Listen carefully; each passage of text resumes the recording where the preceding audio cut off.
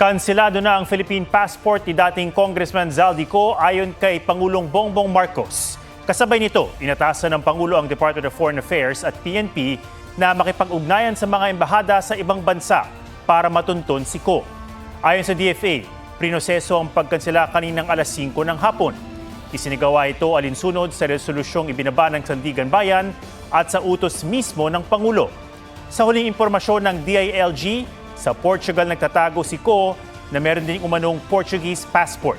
Sabi ng abogado ni Ko, wala siyang natanggap na impormasyon kaugnay sa kanselasyon.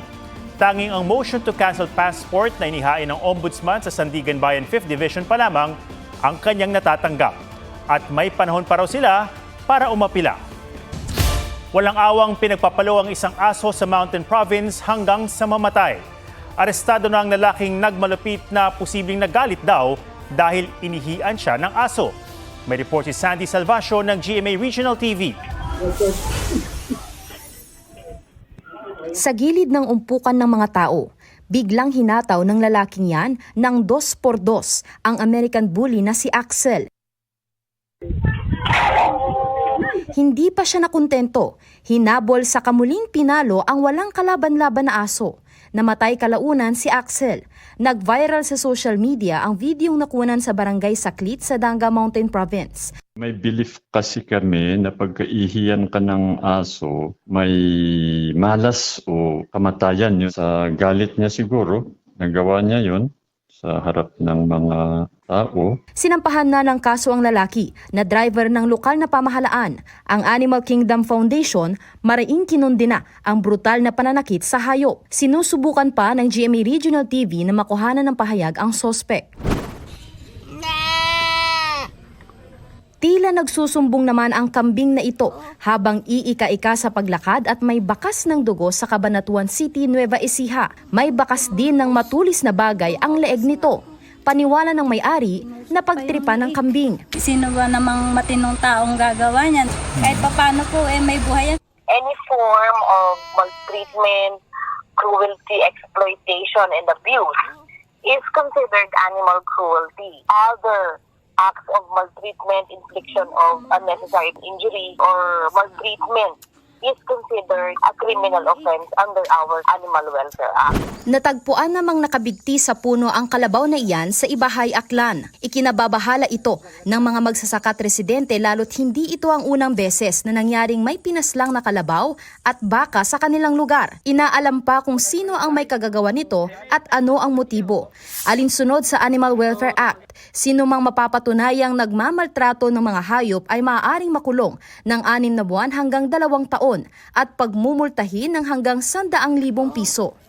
Sandy Salvacio ng GMA Regional TV, nagbabalita para sa GMA Integrated News.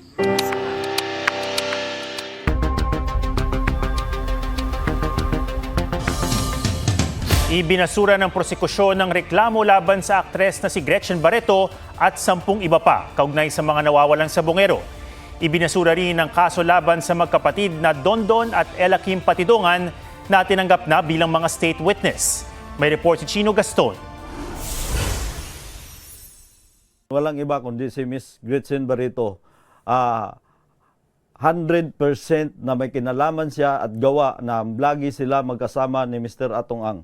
Isang aktres na si Gretchen Barreto sa mga idinawit ng whistleblower na si Dondon Patidongan sa kaso ng mga nawawalang sabongero. Sabi ni Patidongan noon, kasama si Gretchen sa tinatawag na Alpha Group at sumang-ayong iligpit ang mga nandaya umanong sabongero. Inireklamo si Barreto ng mga kaanak ng mga sabongero ng multiple murder, kidnapping with serious illegal detention at iba pa. Pero ibinasura ito ng Department of Justice Panel of Prosecutors.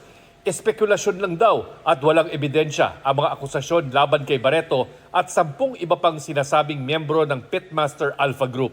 Ang sabi lang daw kasi ng magkapatid na Patidongan, dumalo lang sila Barreto sa mga meeting kung saan umano napagdesisyon ng parusahan ang mga sabongero. Pero walang ebidensyang nagbigay sila ng direktang utos o sumang-ayon kaugnay sa pagdukot sa mga sabongero. Sa isang pahayag, nagpasalamat ang kampo ni Barreto sa mga sumuporta sa kanya at muling iginiit na wala siyang kinalaman sa pagkawala ng mga sabongero. Dinismiss din ang lahat ng reklamo laban sa magkakapatid na Dondon at Elakim Patidongan na parehong nagtrabaho para kay Ang. Tanggap na sila bilang state witness. Dahil hindi rin daw sapat ang ebidensya, hindi kakasuhan si dating NCRPO Chief Jonel Estomo at si Police Colonel Jacinto Malinaw Jr. na idinawit ni Patidongan. Kagabi, inanunsyo ng DOJ na inirekomendang kasuhan ng kidnapping and homicide and/or kidnapping and serious illegal detention si Charlie Atong Ang at 21 iba pa. Sabi ng kanyang abogado, nasa Pilipinas si Ang at maghahain sila ng motion for reconsideration. Di raw patas ang resolusyon ng DOJ dahil tila di daw naisama ang mga affidavit at ebidensya na galing sa kanila. Doon ho sa mga ebidensya namin, halimbawa, may 10 affidavit po na yung mga testigo namin na nakafile sa CIDG. Ngunit yun ho 10 affidavit na yun na hindi na naidulog sa DOJ at dito mismo sa resolution, hindi man lang nabanggit yung 10 affidavit na po.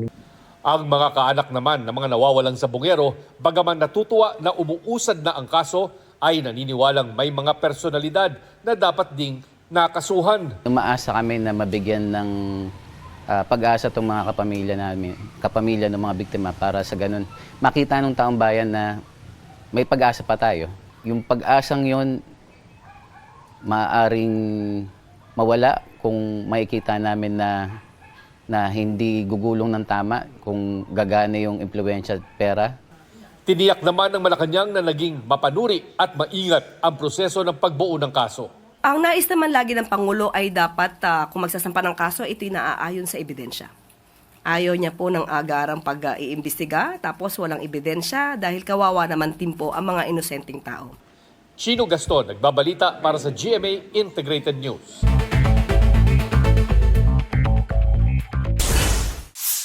Developer ng The Rise at Monteraza sa Cebu City, kinasuhan ng DENR. Sabi ng DENR, nilabag ng high-end residential project ang revised forestry code.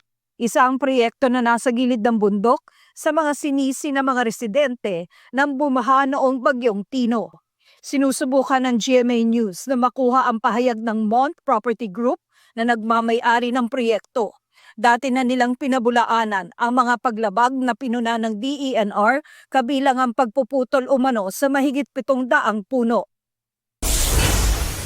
Davao City Representative Paulo Duterte humingi ng travel clearance mula sa Kamara para makabiyahe sa 17 lugar abroad. Sa kopyang nakuha ng GMA Integrated News mula sa isang source, kabilang ang The Netherlands sa mga nais puntahan ni Duterte mula December 15 hanggang February 20, 2026. Nakasaad din sa liham na manggagaling sa personal na pondo ni Duterte ang gagamitin sa biyahe. Kinwestiyon niya ni ACT Teachers Party List Representative Antonio Tino. Kinatawan daw ba si Duterte ng distrito o ng Miss Universe? Hindi raw magandang payagan ang mga personal na lakad sa panahong may sesyon.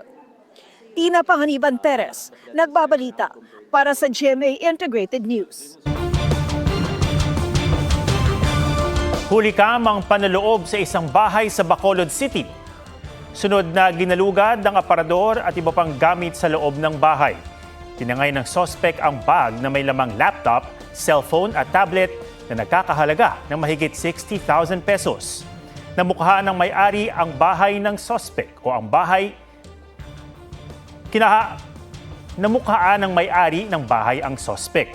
Kahawig din daw nito nang nanloob din sa kanilang lugar noong 2023. Tingin naman ng pulisya, posibleng planado ang pagnanakaw batay sa galawan niya sa CCTV. Simula bukas, 150 pesos na ang magiging maximum suggested retail price ng pulang sibuyas. Sa Nueva Ecija naman, itatayo ang kauna-unahang agricultural machinery manufacturing complex ng bansa. May report si June Veneracion. Sa loob ng 20 ektaryang lupain na ito sa Cabanatuan City, Nueva Ecija, itatayo ang isang multi-billion peso agricultural machinery manufacturing complex, ang kauna-unahan sa Pilipinas. Ang complex ng Korea Agricultural Machinery Industry Cooperative ang magsisilbing assembly at manufacturing plant ng mga gamit pang agrikultura tulad ng mga traktor. Ngayon kasi, puro imported ang mga makabagong agricultural machinery. I truly believe that agriculture is the soul of our economy. This is why we will continue to advance the agricultural sector with technology and the support that our farmers rightly deserve, suited to the demands of the modern world. Kasabay nito ay namahagi ang Department of Agriculture ng mahigit 40 four-wheel drive na tractor sa mga farmer beneficiary.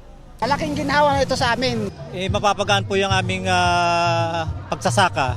At least po yung mga kapwa naming magsasaka, may magagamit na po silang machinery. Sa harap naman ng mataas na presyuhan ng pulang sibuyas, simula bukas ay magpapatupad ang Department of Agriculture ng Maximum Suggested Retail Price o MSRP na 150 pesos kada kilo.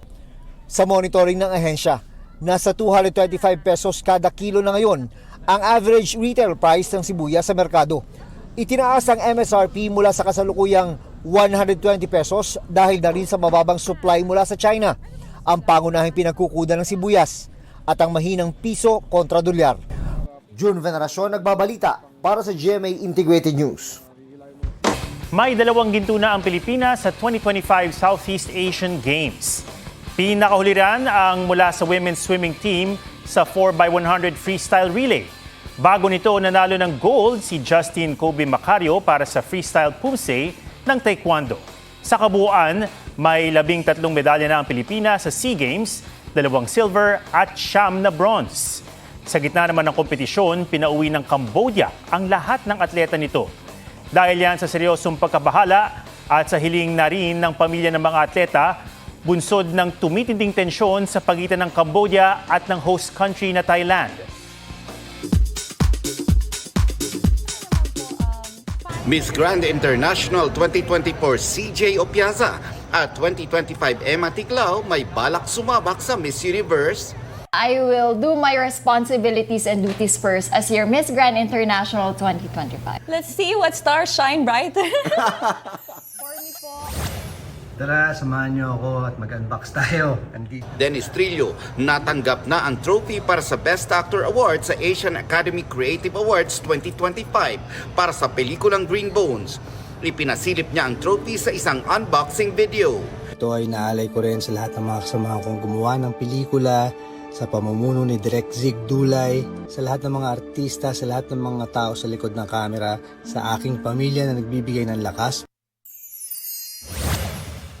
Beyond grateful din si Pitch Perfect star Rebel Wilson at wife Ramona Agruma para sa new blessing. Ang kanilang baby number 2 announcement pinusuan ng netizens. Nelson Canlas nagbabalita para sa GMA Integrated News.